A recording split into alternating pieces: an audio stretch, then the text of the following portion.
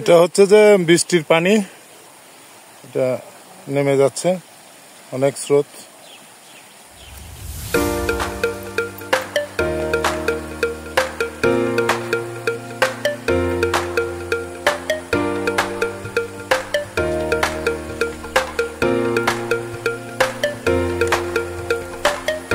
যে কোনো সময় এই বৃষ্টি ভেঙে যেতে পারে। এটা ব্রিজের অবস্থা তেমন ভালো না।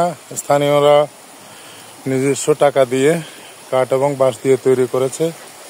এই স্থানে ব্রিজ হওয়া অত্যন্ত জরুরি। যে রাঙামাটি জেলায় যদি কোনো উন্নয়ন কর্মকাণ্ড এখন বাকি থেকে থাকে, সেটা হচ্ছে যে এখানে এই যে ভেদভেদি আনসার ক্যাম্প আর উলুছড়া এই সংযোগে একটি গাড়ি সহ চলাচলের সেতু হওয়া খুবই জরুরি।